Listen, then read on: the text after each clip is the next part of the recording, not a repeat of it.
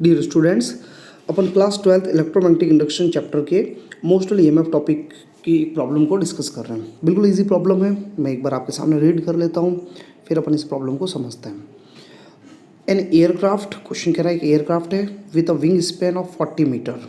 Wing के बीच का स्पैन कितना दिया गया है? Gap 40 metres. Flies with a speed of 1080 kilometre per hour in the eastward direction at a constant altitude in the northern hemisphere where the vertical component of earth magnetic field is 1.75 into 10 raised to minus 5 Tesla.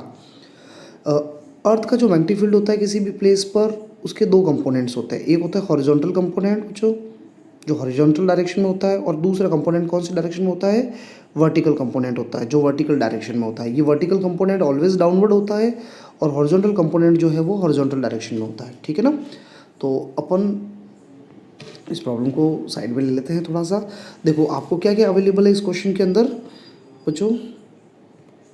ये जो aeroplane है, इसके जो दोनों ये wings दिख रहे हैं आपको, ये विंग और ये विंग, ठीक है ना। इन दोनों विंग्स के बीच का जो हमें गैप है वो अवेलेबल है। कितना गैप अवेलेबल है हमें? क्वेश्चन ने कहा कि इन दोनों विंग्स के बीच का जो स्पेन है वो 40 मीटर है। मैं यहाँ लिख लेता हूँ 40 मीटर, ये दिया हुआ है। ये एरोप्लेन कौन सी डायरेक्शन में फ्लाई कर रहा है? ये वी वेलोसिटी से चल रहा है एरोप्लेन, ईस्टवर्ड डायरेक्शन में, हॉरिजॉन्टल डायरेक्शन में चल रहा है ना। तो बच्चों देखो, एरोप्लेन की पहले डाटा जो दिया हुआ है उसको एक बार मैं लिख लेता हूँ। लेंथ इसकी जो ये विंग्स की जो स्पेन दिया हुआ है वो कितना दिया हुआ है? 40 मीटर। ठीक है। एरोप्लेन की जो वेलोसिटी दी हुई है क्वेश्चन ने, आप देख लो बोले पीछे एक बार, क्वेश्चन ने जो वेलोसिटी दी हुई है वो 1080 किलोमीटर पर आवर। तो अपन यहाँ पे वेलोसिटी लिख लेते हैं 1080 किलोमीटर पर आवर। अब बच्चों देखो, ये जो वेलोसिटी दी हुई है ये किलोमीटर पर आवर में, इसको मीटर पर सेकंड में आपको कन्वर्ट करना पड़ेगा। कैसे कन्वर्ट करेंगे? किलोमीटर को मीटर में कन्वर्ट करने के लिए आप क्या करोगे बच्चों? 1000 से मल्टीप्लाई कर लोगे तो किलोमीटर किस में कन्वर्ट हो जाएगा? मीटर में। और आर को सेकंड में कन्वर्ट करना है तो आर को मिनट में कन्वर्ट करने के लिए आप 60 से मल्टीप्लाई करोगे, फिर मिनट को सेकंड में कन्वर्ट करने के लिए और 60 से, दो बार 60 से मल्टीप्लाई करना पड़ेगा। आर को मिनट में और फिर मिनट को सेकंड में कन्वर्ट करने के लिए 3600 से आप मल्टीप्लाई कर सकते हो, या फिर चाहो तो 5/18 से भी डायरेक्ट मल्टीप्लाई कर सकते हो, है ना। ये 10 से 0 कैंसिल आउट हो जाएगा, ये 10 से 0 कैंसिल आउट हो गए, और ये 36 से 108 का जो डिवाइड करोगे बच्चों, ये 3 टाइम्स होगा। 3 × 100 मल्टीप्लाई होकर के कितना हो जाएगा बच्चों? 300 वेलोसिटी है मीटर पर सेकंड के अंदर। वेलोसिटी आपको क्वेश्चन ने अवेलेबल करवा दी, ठीक है ना। और वर्टिकल कंपोनेंट जो है वो हमेशा डाउनवर्ड डायरेक्शन में लगता है। वर्टिकल कंपोनेंट, उसको मैंने बी वी नाम दे दिया। बी वी की वैल्यू आपको अवेलेबल है क्वेश्चन के अंदर, देख लेते हैं एक बार। वर्टिकल कंपोनेंट ये देखिए, ये जो क्वेश्चन ने वर्टिकल कंपोनेंट दिया हुआ है कितना है? 1.75 × 10⁻⁵ टेस्ला। तो वर्टिकल कंपोनेंट की वैल्यू मैं यहाँ पे लिख लेता हूँ। बी वी की वैल्यू दी हुई है 1.75 × 10⁻⁵ टेस्ला।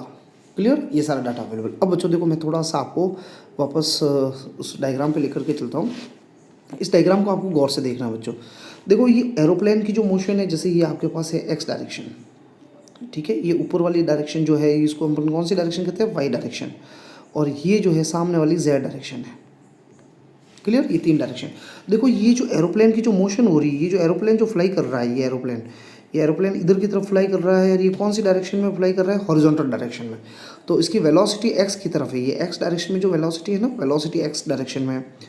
और मैग्नेटिक फील्ड डाउनवर्ड डायरेक्शन में है, नीचे की तरफ है। आप देखो ये डायग्राम के अंदर, ये B V, magnetic field downward direction में, डाउनवर्ड या यूँ कह दो वाई डायरेक्शन में मैग्नेटिक फील्ड है। और वेलोसिटी किधर है बच्चों? वेलोसिटी एक्स डायरेक्शन में है, ठीक है ना। अच्छा, ये विंग जो है ये किधर फैले हुए? विंग के स्पेन, ये जो विंग है ये जेड डायरेक्शन में एक्सटेंडेड है। तो देखो, तीनों एक दूसरे के परपेंडिकुलर हो गए। एक एक्स में है, एक वाई में है, ठीक है, सॉरी, एक वाई में है ये वाला, और एक इधर है जेड की तरफ है। तीनों एक दूसरे के परपेंडिकुलर है। तो ऑब्वियसली यहाँ ईएमएफ जनरेट होगा। क्या होता है? कंडक्टर के अक्रॉस जो ईएमएफ जनरेट होता है, तो जो मोशनल ईएमएफ होता है बच्चों, उसका फॉर्मूला होता है BVL।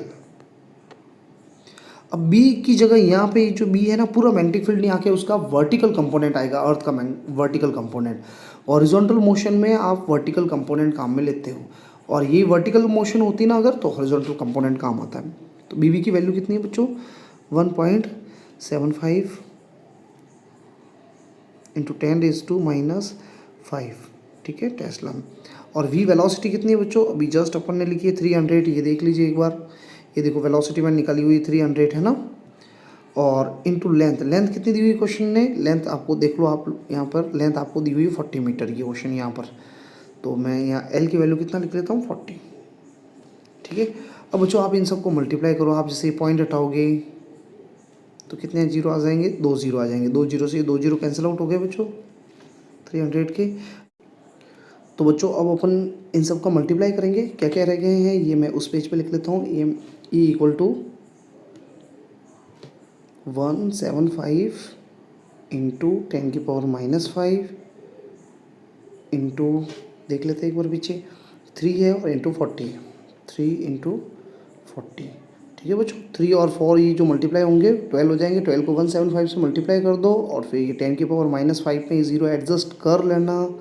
तो इसके बाद जो फाइनल आंसर आएगा 0.21 वोल्ट।